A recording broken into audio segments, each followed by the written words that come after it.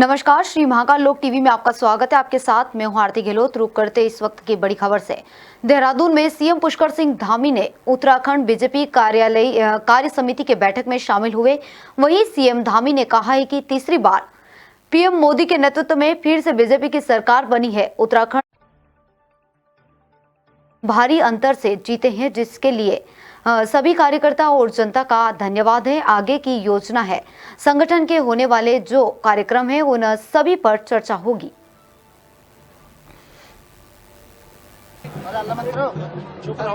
पूरे देश के अंदर तीसरी बार आदरणीय प्रधानमंत्री मोदी जी के नेतृत्व में फिर से एनडीए और भाजपा की सरकार बनी है। मोदी जी तीसरी बार देश के प्रधानमंत्री बने हैं। उत्तराखंड से भी 5 लोकसभा सीटें भारी अंतर से यहां से जीतकर गई। सभी कार्यकर्ताओं का धन्यवाद, जनता का धन्यवाद है। और आगे की जो योजनाएं हैं, संगठन की होने वाले कार्यक्रम हैं, उन सभी पर चर्चा होगी। पूरे उत्साह और उमंग के साथ हमारे सारे कार्यकर्ता यहां से जोश का मंत्र लेकर जाएंगे, उत्साह का मंत्र लेकर जाएंगे। इधर कर्नाटक में बीजेपी नेताओं ने विधानसभा की ओर मार्च किया है और कर्नाटक महर्षि वाल्मीकि अनुसूचित जनजाति विकास निगम में भ्रष्टाचार का आरोप लगाते हुए राज्य सरकार के खिलाफ विरोध प्रदर्शन किया।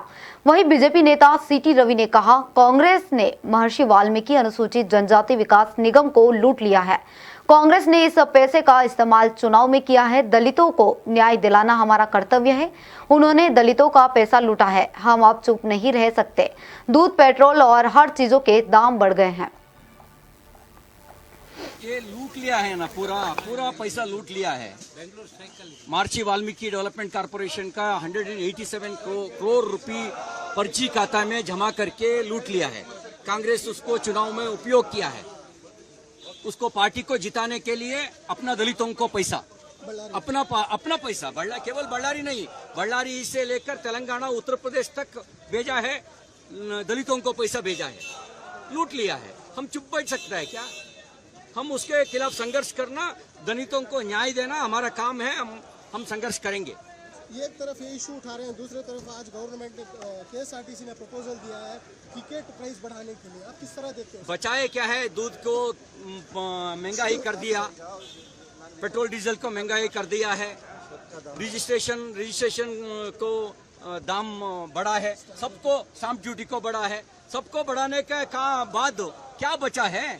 बचाए केवल हवा के ऊपर टैक्स लगाया, तो वो सिद्धरामैया हर चीज के ऊपर टैक्स लगा दिया। ऐसा उनका नाम भी गिनीज रिकॉर्ड में आता। अगली खबर, वाल्मीकि निगम घोटाले पर बीजेपी के विरोध प्रदर्शन पर कांग्रेस के मंत्री प्रियंक खड़गे ने कहा, एसआईटी का गठन किया गया है और इस रिपोर्ट के आने दीजिए। बीजेपी किस बात को लेकर इतने चिंतित है? हाल ही में ये बात भी सामने आई थी कि बीजेपी के पूर्व मंत्री ने ही ये सब भड़काया है। सीएम और मंत्री ने साफ कहा है कि अधिकारियों ने इन अकाउंटेंट्स को गलत तरीके से हैंडल किया। बीजेपी को दिक्कत क्या है मुझे नहीं पता। हमने मुद्दे के लिए एकल न्यायाधीश पीठ का भी गठन किया है। इसलिए बीजेपी को जो भी चिंता है उसे दस्तावेजों के साथ विधानसभा में उठाना चाहिए।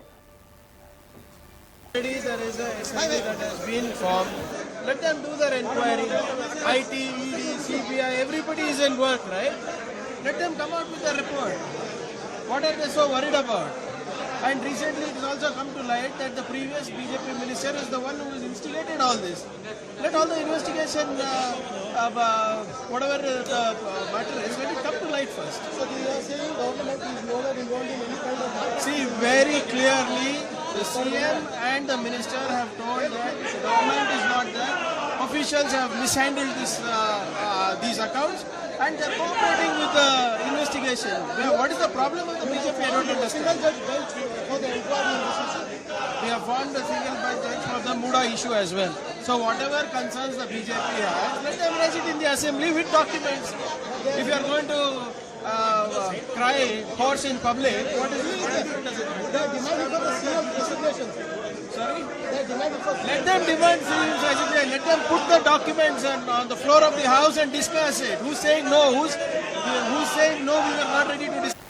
इधर हम बात करें अगली खबर की, जहां मयूर विहार फेज 2 में नीलम माता मंदिर के पास यूनिफॉर्म बनाने वाली दुकान और कैफे में भयानक आग लग गई है। आग लगने की सूचना पर दमकल अमले ने आग पर काबू पाया। घटना को लेकर उप मुख्य अग्निशमन अधिकारी एस.के. दुआ ने बताया है कि फायर टेंडर की 25 गाड़ियां आग बुझाने में जुटी हुई थी। किसी के हताहत होने की सूचना नहीं है। एक व्यक्ति को रेस्क्यू कर बाहर निकाला गया।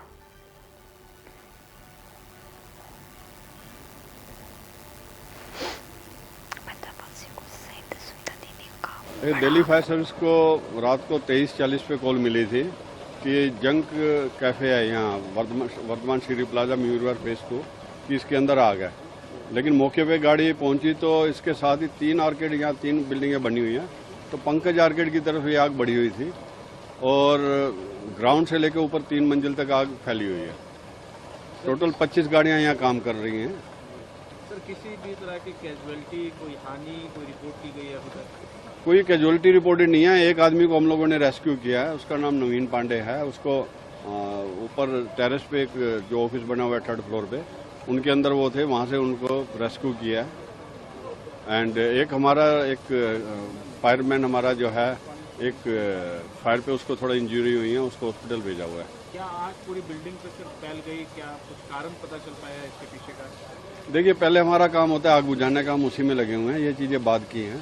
लेकिन आग पूरी इसमें 3 फ्लोरों पे आग फैली। नीचे से आग सब लगी और ऊपर तक आग बढ़ते गई? जी, इसमें कोई प्रॉपर वेंटिलेशन का सिस्टम नहीं था। सब कुछ इन्होंने बंद कर रखे हैं। आगे जो कॉरिडोर है वो भी बंद है, जिसका मेन रीजन रहा कि आग बढ़ गई है इसमें। आपको लगता है कि सर जो तमाम प्रोटोकॉल होते हैं उसका पालन बिल्डिंग में, टारगेट में नहीं किया गया, जिस वजह से आग लगातार बढ़ती गई और इस तरह का हालात हो गया? देखिए, आपको बताया कि जो है वेंटिलेशन वगैरह नहीं है यहाँ, क्योंकि सारा एनक्लोज किया हुआ था, इसके कारण आग बढ़ी है। एंड बाकी चीज़ें जो है वो बाद में। सर, ये कितनी शॉप्स होंगी इस कॉम्प्लेक्स के अंदर लगभग? ये कॉम्प्लेक्स में तो लगभग 25 से 30 दुकान होंगी, लेकिन इसमें जो है 12 से 15 दुकानें जो हैं वो इन्वॉल्व हैं। और सर, कितना नुकसान हुआ होगा लगभग अभी? इसके बारे में अभी कुछ नहीं कह सकते। कितने घंटे हो गए सर आग लगी को? अब लगभग जो है 6 घंटे होने वाले हैं और आग कंट्रोल में है आगे। जी। कोई इंजरी वगैरह किसी को नहीं? एक हमारे स्टाफ मेंबर को इंजरी हुई है, उसको लाल बहादुर शास्त्री हॉस्पिटल भेजा है। बाकी ऐसा कोई और कैजुअलिटी रिपोर्टेड नहीं है। दिल्ली फायर सर्विस को रात को 23:40 पे कॉल मिली थी